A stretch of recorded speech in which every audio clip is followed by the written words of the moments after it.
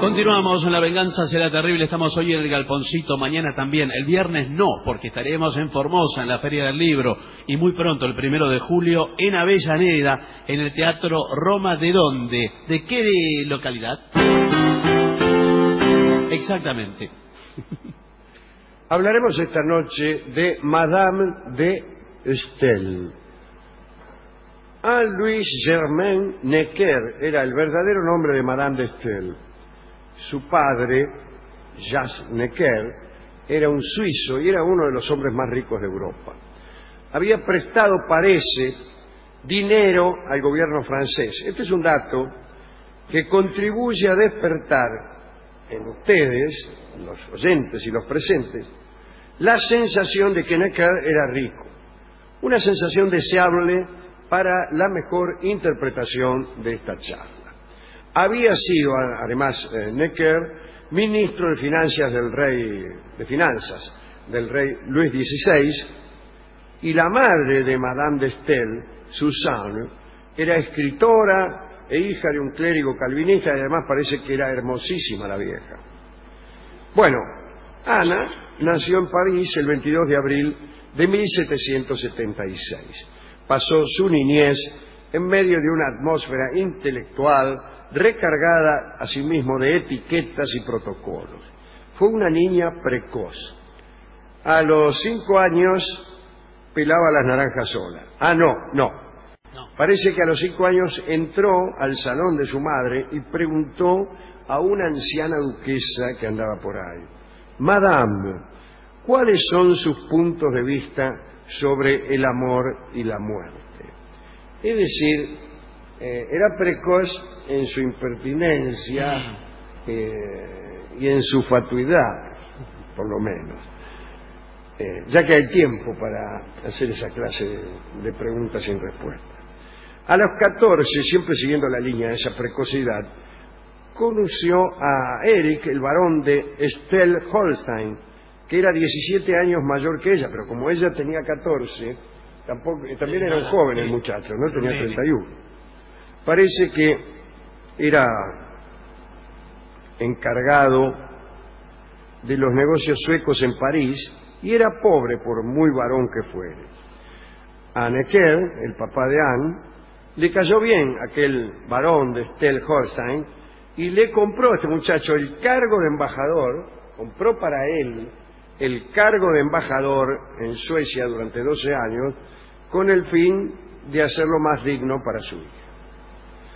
Bueno, al poco, no de embajador francés en Suecia, habrá comprado el título de embajador de Suecia en París, ya que vivía en París, ¿no? Al poco tiempo Anita se casó nomás con Eric, con el barón de Staël-Holstein, y se convirtió en Madame de Staël. Hay que decir que a ella no le entusiasmaba mucho este matrimonio y desde el principio se mostró muy poco entusiasta y aburrida, ya que el matrimonio no le proporcionaba demasiado disfrute, y entonces se dedicó a escribir.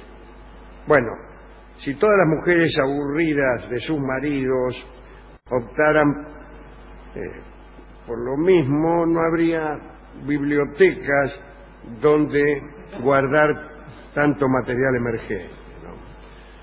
Madame publicó rápidamente 2 novelas, un tratado político, cartas sobre Jean-Jacques Rousseau. Tenía 20 años, no Rousseau, sino Madame de Staël.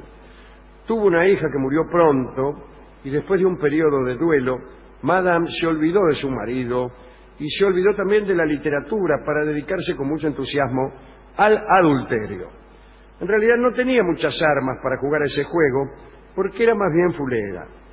Dicen que tenía lindos brazos, pero tener lindos brazos es como tener linda la parte de atrás de las rodillas. Son lugares de difícil apreciación, por lo menos, ¿no? Tenía, eso sí, hermosos ojos. Parece que vestía trajes sin mangas para poder mostrar los brazos, pero en cualquier caso parece que no necesitaba de la belleza para seducir a los hombres, porque era inteligente, agresiva y muy segura de sí misma. Además, y esto es quizá lo más importante, no tenía ninguna inhibición. por decirlo así. Sí. Entre sus primeros amantes aparecieron nada menos que el joven Talleyrand, nuestro Claude Maurice Talleyrand, ¿no? El gran político francés, el conde de Narbonne también.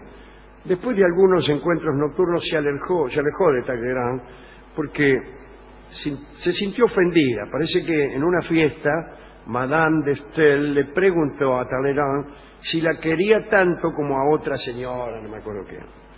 Y se lo preguntó del siguiente modo: si las dos cayéramos al agua, ¿a quién sacaría usted primero? Y Talleyrand le respondió: estoy seguro de que usted sabe nadar como una ninfa.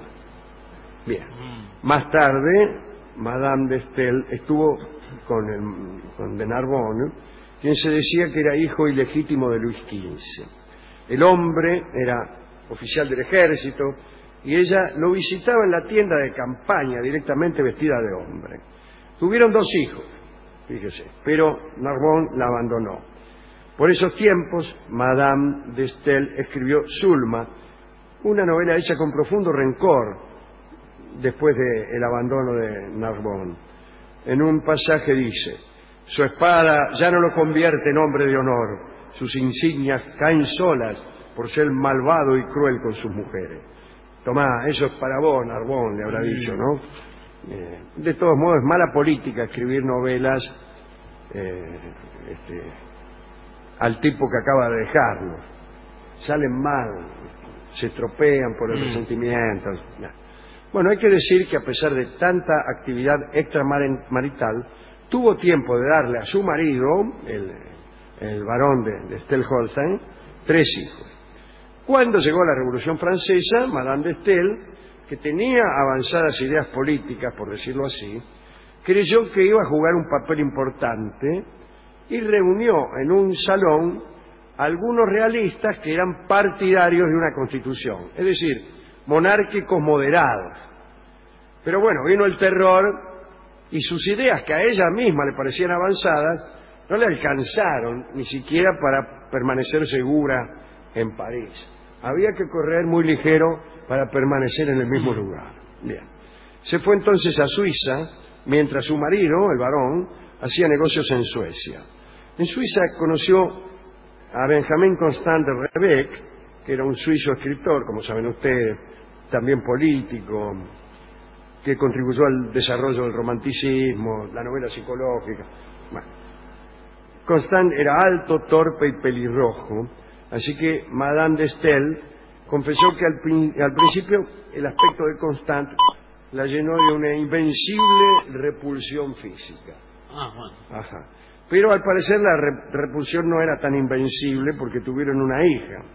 Bueno, Madame de Staël le prestaba dinero a Constant para que publicara. Cada vez que le reclamaba la devolución del dinero, Constant le respondía con cumplido. Por ejemplo, la conversación era más o menos así: Benjamin, devuélveme los 50 pesos que te presté. Y él le decía: tenéis unos magníficos ojos y unas manos deliciosas. Tal vez es verdad, respondía ella, pero he tenido el placer de oír esas alabanzas gratis. Bueno, tiempo más tarde, Madame de Staël se fijó en otro hombre, y ese hombre era nada menos que Napoleón Bonaparte. Era el futuro emperador, todavía en realidad era general en Italia, y un día recibió una extraña carta de Madame de Staël. En ella le reprochaba su reciente matrimonio con Josefina Beauharnais y le decía, leo la carta. La tiene ahí, es que bien conservada. Dice: la unión de Eugenio con una pequeña criolla indigna de apreciarlo es una monstruosidad. Dicen que lo primero que comentó Napoleón fue: esta mina está loca. Madame de Staël persistió en su persecución de Napoleón. En realidad quería influir en él con sus propias ideas políticas, más que convertirse en su amante. Pero hizo toda clase de esfuerzos por llevarlo a la cama en la inteligencia de que esa es la mejor manera de influir en sus ideas políticas. Bueno, seguida por el propio Constant, anduvo en París, se reunió con su marido, el barón, pero movió cielo y tierra para ver si le presentaban a Napoleón. Cuando pudo verlo, se puso tan nerviosa que no pudo hablar. La segunda vez recuperó la voz, trató de hablar de política, pero según dijo, notó que el tema no le interesaba a Napoleón, que se borraba la expresión de sus ojos y su deseo cuando uno le hablaba de política. En la siguiente ocasión se mostró más seductora y como Napoleón no le daba bolilla, ella le dijo, bromeando, ¿no le gustan a usted las mujeres? A lo que Napoleón comentó, me gustan todas menos una. Pero Madame de Staël no cedió. Desesperada, se le metió un día en la casa a Napoleón a buscarlo. Se coló en la casa, empezó a buscarlo por todas las piezas, y lo encontró en el baño. El general protestó contra aquel ataque a su pudor, y ella dijo fríamente, señor, el genio no tiene sexo. A lo que Napoleón respondió cerrando violentamente la puerta. Bueno, al fin, cansada de que el tipo no le diera bolilla, empezó a escribir en contra de Napoleón. Atacaba sus políticas. Él lo soportó todo, pero al enterarse de que la mujer dirigía un salón en el que Constant y otros manifestaban sus sentimientos contra él mismo, se le acabó la paciencia y la desterró, la echó del país. En realidad, Napoleón no fue la única persona a la que Madame de Staël ofendió. Por entonces, su marido, el barón, estaba ya medio podrido de ser engañado, y entonces se separaron. El barón perdió el cargo de embajador, ella le suspendió su asignación. Recordemos que el tipo era pobre, que ella medio lo mantenía. Lo dejó en la vía, lo dejó. Tras haber sido apartados de París por Napoleón, Madame de Staël y su amante, Benjamin Constant, decidieron exiliarse y escribir. Y allí, en el exilio, conoció a Goethe, a Schiller, a Lord Byron. Con Goethe tuvo una entrevista de 1 hora y Madame se mostró bastante arrogante. Y cuando llegó, dice que creyéndose una celebridad, seguramente lo era, ¿no?, se inclinó solemnemente ante la mujer que le abrió la puerta, que no era otra que la madre de Goethe. ¿Estaba la vieja ahí? Estaba la vieja, sí. Y le dijo, soy la autora de Corinne, que era la novela más famosa que había escrito ella. Y la señora le dijo, y yo soy la madre de Goethe. Claro. Bueno. Después le preguntaron a Goethe sobre aquella visita y dijo, es una muchacha interesante, pero yo no pude hablar mucho porque ella habló todo el tiempo. Más tarde, Madame de Staël se arrepintió toda la vida por no haber aprovechado para escuchar a aquel hombre. Ella y Constant raras veces se separaban. Constant estaba empezando a cansarse porque no soportaba el carácter dominante de Madame. Ella tenía la arrogancia de la riqueza, pero hay que decir que también era consciente de su superioridad intelectual. El amante, Constant, escribió lo siguiente: nunca había una mujer mejor ni con más gracia y devoción, pero admito al mismo tiempo que jamás vi una mujer cuyas exigencias absorbieran tanto la vida de quienes la rodeaban. Y entonces, una vez escrito esto, no se había secado la tinta y el tipo ya la había abandonado. Se las tomó. Se quedó sola, escribió un libro llamado Alemania. Napoleón le confiscó toda la edición, que era de 10.000 ejemplares. Esto le causó una gran amargura, pasó por agudas depresiones, su cuerpo se deterioró. Madame sentía horror a la vejez, se estremecía ante la idea de que llegara. La palabra juventud tenía, como después contó Byron, tenía para ella un encanto musical que se complacía en intercalarla constantemente en sus frases, ¿no? Después de Waterloo, regresó a París, presidió un nuevo salón, pero la salud no la acompañó y se murió.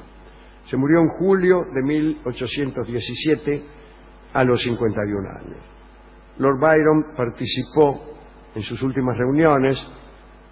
Tiempo después llegó a decir que se debía a Madame de Staël la aparición del espíritu romántico. Bueno, no será para tanto, Byron. De todos modos, fue una figura que casi es paradigmática, porque hubo muchas Madame de Staël en la historia de Francia. Cuando recordamos a estas mujeres ilustradas y ricas que se complacían en armar un salón, aquellas mujeres que aparecen en las comedias de Oscar Wilde, cuando alguien nos pide que demos un ejemplo real de esa clase de mujeres, uno piensa inmediatamente en Madame de Staël, que fue quizá la más famosa de ellas y tal vez la más talentosa, porque en verdad escribía muy, pero muy bien. Hemos ido a la discoteca y hemos pedido una canción francesa para homenajear a Madame, y tenemos nada menos que la célebre Parle-moi d'amour. Lo repito de nuevo, Parle-moi d'amour, mientras prosigue el tornado en Chicago. La escuchamos en la versión instrumental de nuestro querido Juanjo Domínguez. Adelante.